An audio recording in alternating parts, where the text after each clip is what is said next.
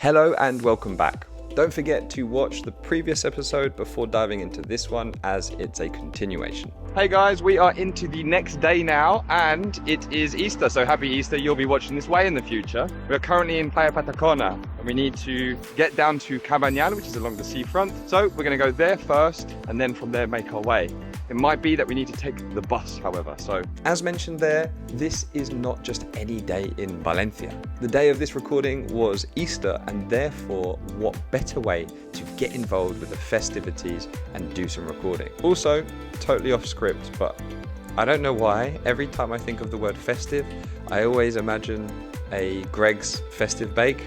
Yeah, that's just how my brain works. Anyway, let's move on. We did actually end up jumping on the bus, but we didn't realize how close the start of the march was. So in reality, it would have actually been quicker to walk.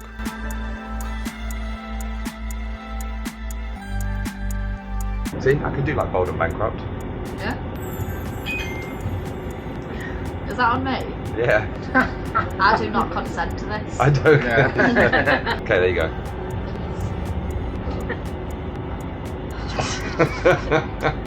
So we've literally just hopped up the 92 bus, which was on a different route, and we are now walking past the police station and to see the march. We're actually very close to the marina area here.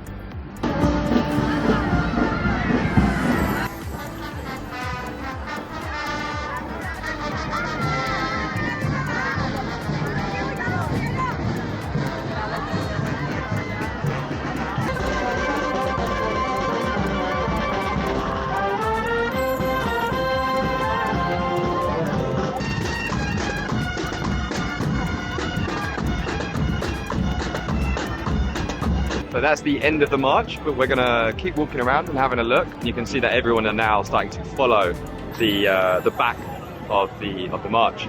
Walking down Valencia's marina now, with its wide open space, a slight breeze in the air, and right on the water. Originally developed for the 2007 America's Cup, an important sailing cup, often described as the Formula One of the sea. Speaking about Formula One, this area is also home to a Formula One street circuit. From 2008 to 2012, the European Grand Prix was held right here, weaving its way through the marina and the surrounding port areas. The track ran across bridges, around shipping containers, and past the water, a dramatic but controversial chapter in the city's recent history. It was controversial due to high costs, political scandals, and the track being abandoned shortly after the race ended. These days, most of the F1 infrastructure is gone, but if you know what you're looking for, you can still spot traces of the old circuit. It's now a sleek waterfront space with modern architecture, moored yachts, and a laid-back coastal vibe.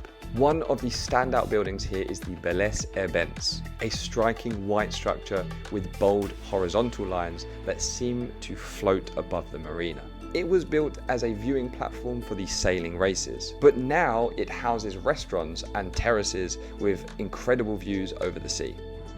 So as you can see just over here, here's the port and the big cruise ships.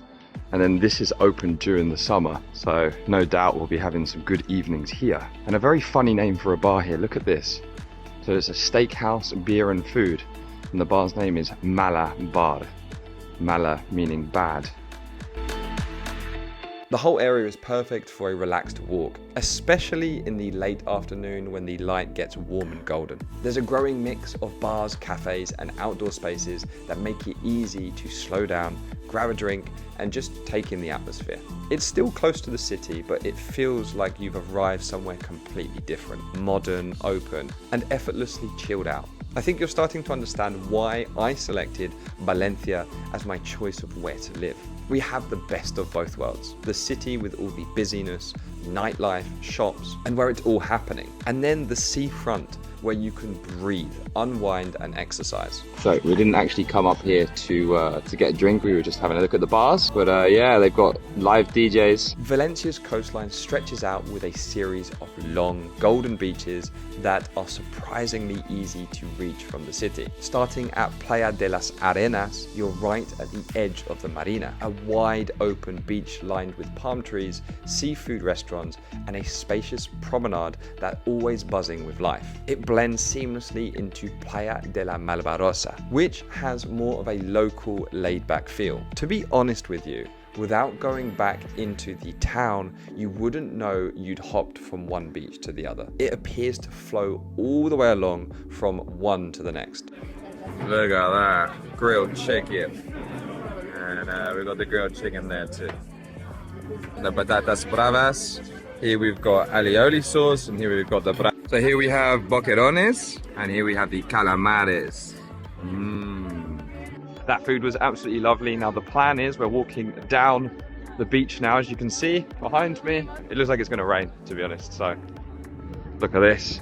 Looks like it's going to absolutely chuck it down. It is due to at like 5-6 o'clock. You'll see families, cyclists and joggers out here most days. And in the summer, it's packed with sunbathers and beach volleyball matches. Behind these beaches sits two of Valencia's most interesting old neighborhoods, Cabanyal and Malvarrosa. So we are now in the neighborhood of Cabanyal, as you can see.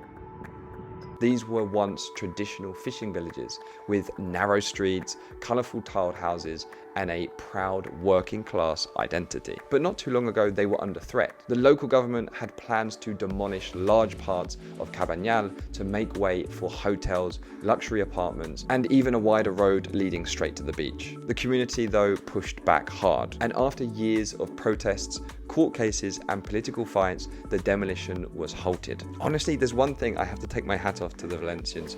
They really, really fight for what they believe in, and they make things happen, you know? This isn't the first time it's happened. If you think about the river, the Torilla River, they said, no, we don't want a highway there, and the government listened. And let's also take our hat off here for the government, who are clearly listening. They don't always get everything right, but I think, you know, credit where credit's due.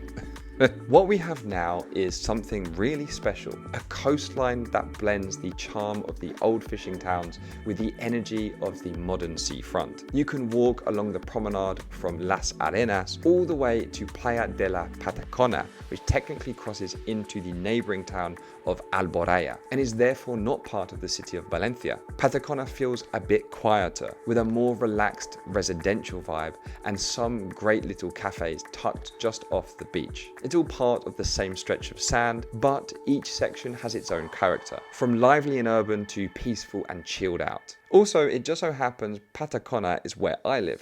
An amazing part of Valencia, I must say. Altogether, the stretch from Playa de las Arenas through Malvarrosa and up to Playa de la Patacona runs for just over 3.5 kilometers. And trust me, I know this because I have been running a lot recently. I'm training for several runs that I would like to get involved with. So I'm using the seafront as my gateway to run. It's amazing. And although Patacona technically lies outside the city limits, in the municipality of Alboraya, it flows so naturally from the rest of the promenade that most people don't even realize they've left Valencia. Keep walking north though, and that seamless feeling disappears. Because whilst the beach itself continues, the built-up promenade does not. If you keep going, you'll eventually reach Port Saplaya. So as you can see here on our way to Port Saplaya, you have these little benches here. You can literally stop off, have a lovely picnic with all these palm trees around, and continue on your journey.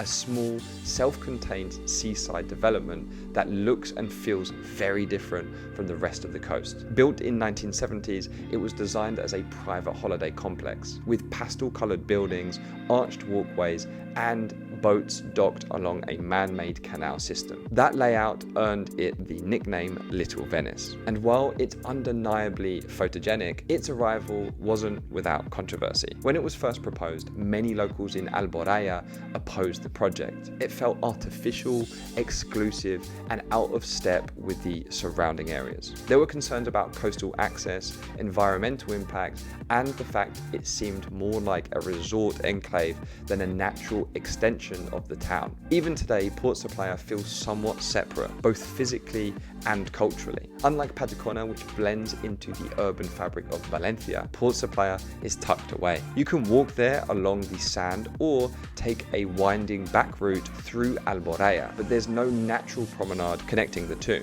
That separation only adds to its odd charm. Port Saplaya has a distinct holiday atmosphere, with cafes overlooking the harbour, ice cream shops, and even some extortionate prices if you don't know where you are going. And finally, you will also see people sunning themselves on the quieter beach. It doesn't feel like Valencia, and that's exactly the appeal for some people. I'd also like to mention, if you are going to go to Port Saplaya, the prices, honestly, it's mind-blowing how they can charge this, but I got charged €7 for a fizzy water. Literally, agua con gas, €7. I couldn't believe it. So just be careful if you're going to Port Saplaya, expect to pay a little bit more money. I think they kind of take advantage of tourists there, if I'm honest. In fact, some people say to me, oh, do you know what? Let's go to Port Saplaya, it's beautiful there, and we'll get some dinner.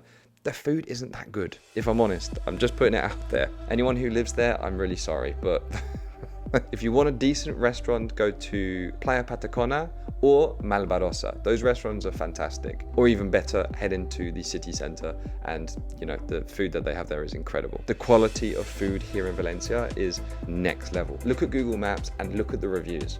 Honestly, they're so high, and I think the reason why they're so high is because the competition's so high. Anyway, I got a little bit sidetracked there.